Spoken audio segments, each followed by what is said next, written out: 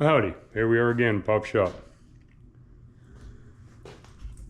My project this time is an XJ. Used to be mine. I gave it away to one of my kids, and they just started trying to fix the floor. It's really rusty. And eventually, they're like, "Hey, Pop, can we bring it in your shop and you help me?" Yeah, I'll do that. But not before they made a mess. I got some front panels. Been starting to chisel this off of here because it's too rusty to even find the spot welds. And then they got grinder happy, cut right into main structure. This was I don't know. But this is going to take a while. I have to separate all this stuff from the understructure.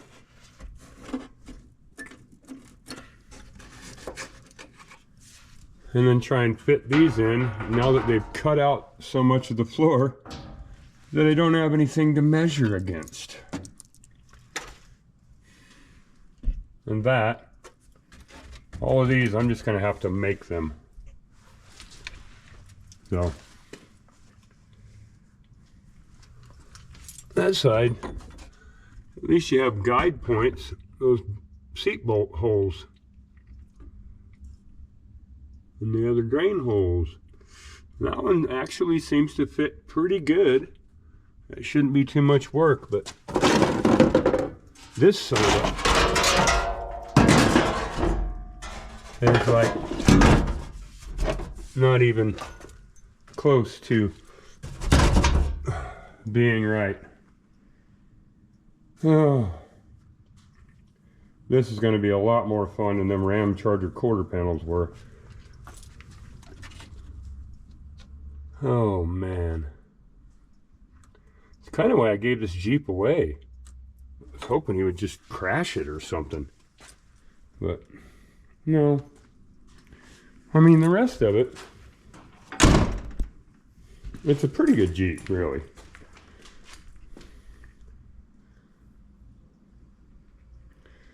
I put this motor in it out of another one I had.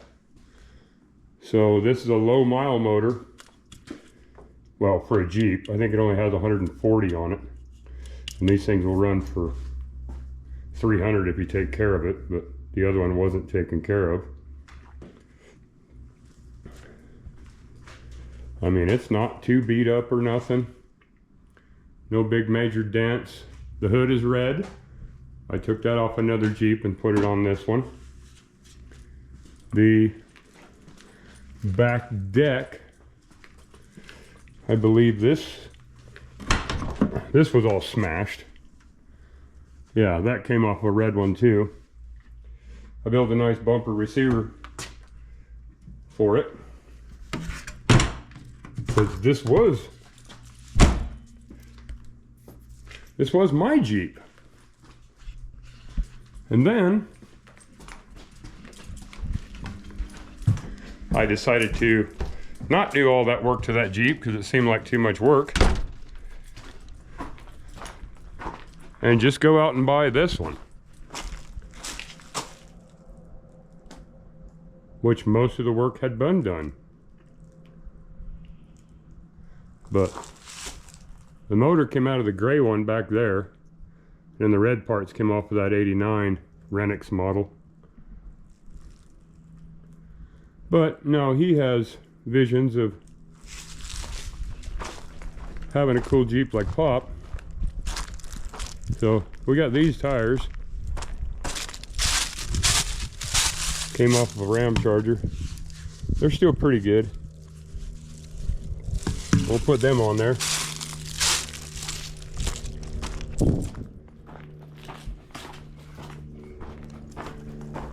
Back in the shop and I guess, commence to chopping out rust. When I got a big enough hole, I'll show you some progress. Alrighty.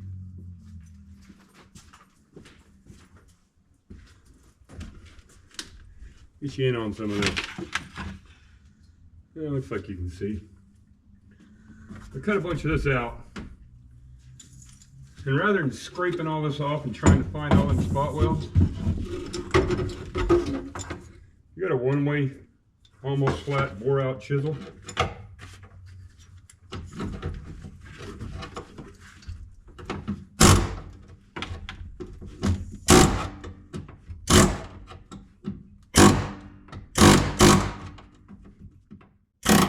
Oh, now it wants to be difficult. It was working before I brought you in here.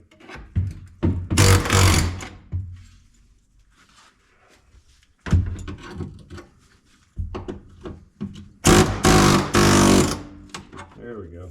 Get a hole started.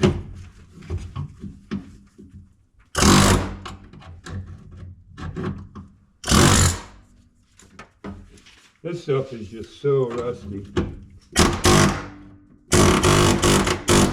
that it's just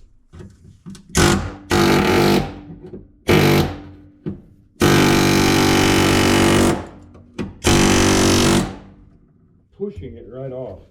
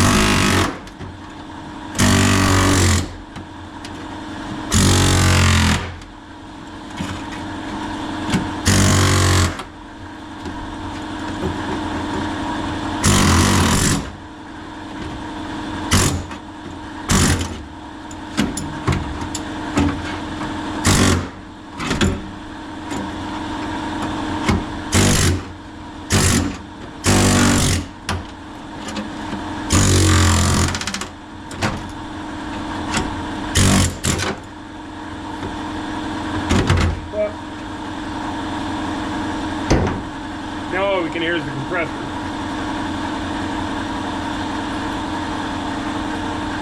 Well, you get the idea. Alrighty. Now the compressor's done making all that noise, and I'm done making all that noise. It does a fair job of getting that stuff out of there. It leaves you with a couple little pieces.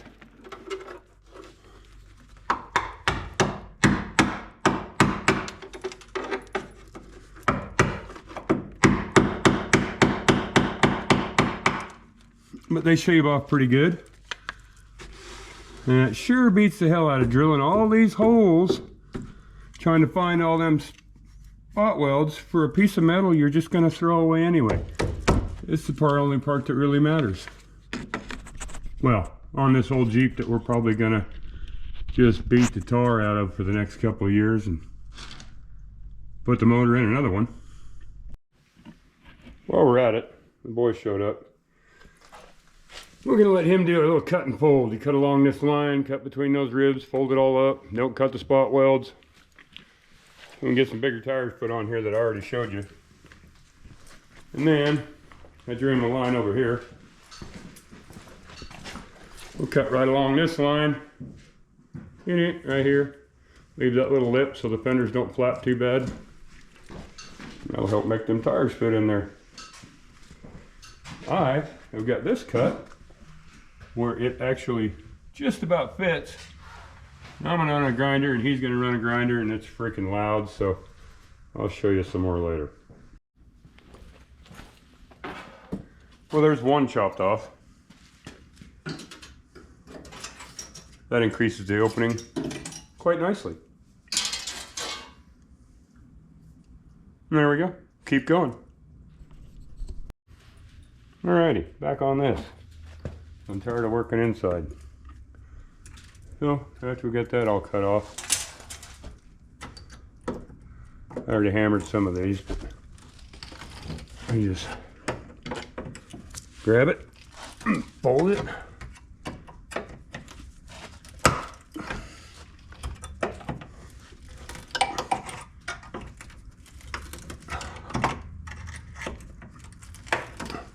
and you can see that, well, maybe right there you can see that it's 2 layers. That's why you never cut through spot welds. Otherwise, the inner and outer fender are no longer connected to each other. But it's just a whole lot of that, and then a whole lot of that.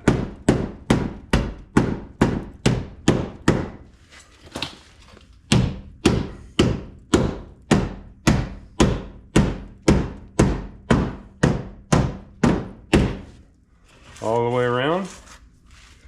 And when we're done, we'll pull this tape off, put some body sealer along all of that, and repaint the edge, and it'll be just groovy. Put a bit of sealer and primer and touch-up paint. That'll be good to go. I don't know what time it is, but it's sure as hell dark outside. So, this is the rusty mess before. And then,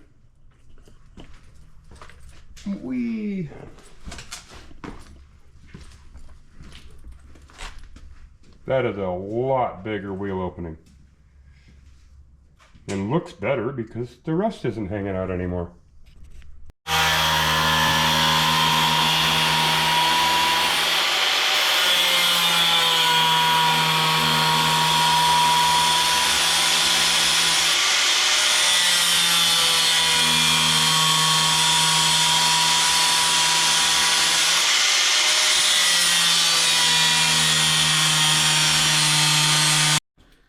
Well, I need some pretty big pieces. And because this is a budget project, and all we got to do is keep the cats from crawling in, the old hood from this Jeep just became donor metal. We'll get these folded up, see if we can't stuff them on the floor. Luckily, I have friends that happen to have cool homemade tools. So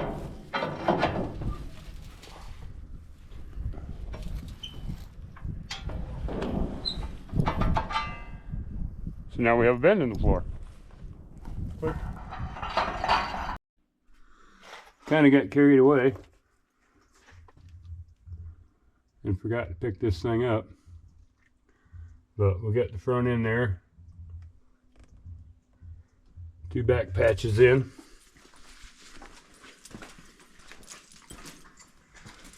Little bitty chunkies here and there that were more than expected. We knew it was going to be rusty on the top of the tunnel. We still got, no, I still got a lot more work, but I still got this other piece.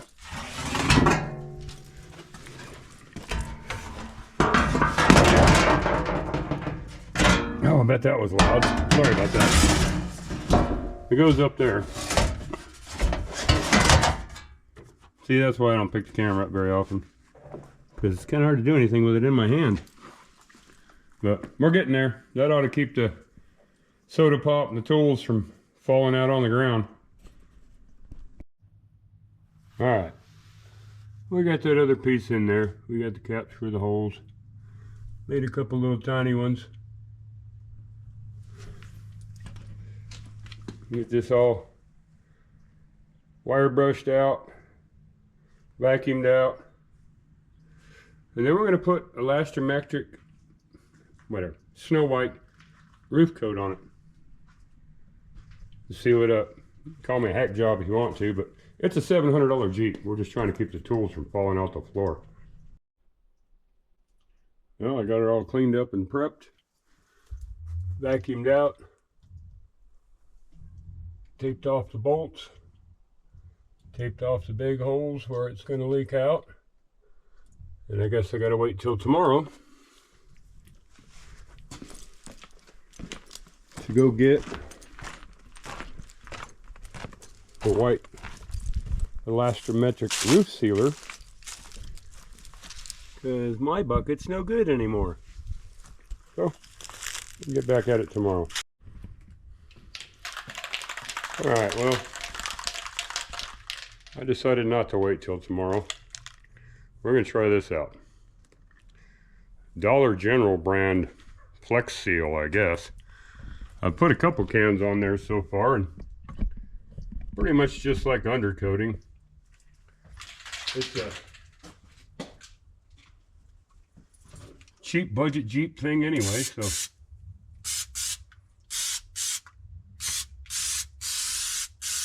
Goes on like real thick paint, but seems to seal up.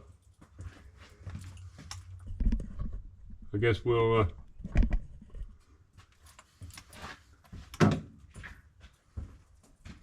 know better tomorrow.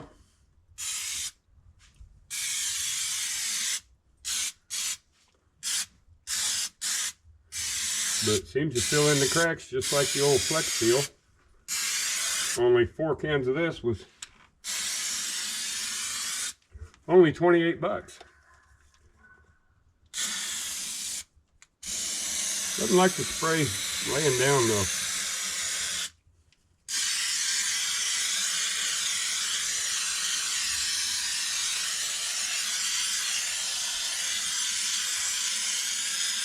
Have to keep the can upright all the time, and they don't go very far. But $700 cheap Jeep floor repair. Might as well go with Dollar General sealer. It's kind of a Dollar General Jeep. Now don't paint the wires.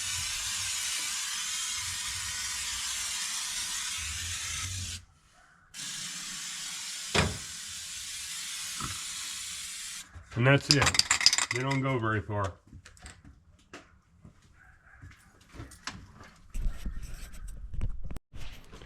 All right, back on the $700 Jeep here. The boy's been putting it together while I was in the house trying to post a video. Got seats back in. Console's looking pretty groovy. He's not going to have back seats in this. It's just kind of going to be a, you know, tools and camping and whatever, so we can have fun together or whatever. Maybe go to off-road games. Go hang out with Bleepin' Jeep or Misadventure Lab or something like that. Probably not, but maybe. So, once you put the seats back in, the whole hack job on the flooring starts looking a lot better. Alrighty, we'll take this for a ride in a day or two after we swap out them bigger tires I was talking about, now that they'll fit. So when you're putting this all back together, you gotta put the plastic back in and whatever. I know my lighting sucks, but like I said, I'm just an old man in a shed. Some of these screws might have been easier to put in before the seats. My bad. Sorry. I'll do better next time. Well, we are put back together for the most part. Enough that he can finish his plastics himself. And the rest of this. I did put new brakes on it.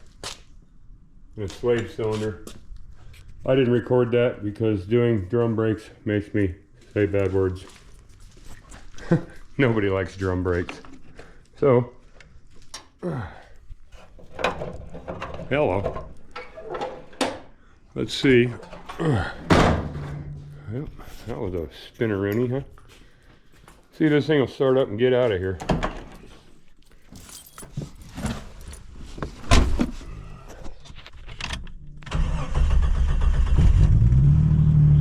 It's alive!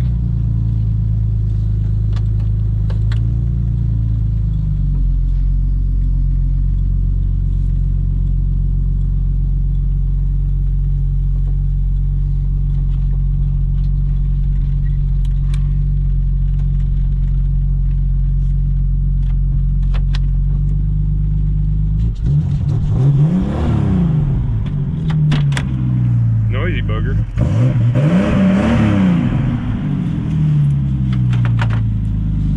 Oh, he's got a mess in here. But it works.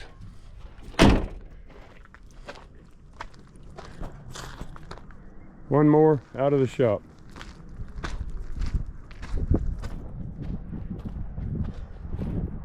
You can find him some tires because those are pretty bad. And he'll be good to go. And I get to clean up this terrible mess. Anyway, probably wasn't very useful, probably not even entertaining, but thanks for watching anyway. See ya.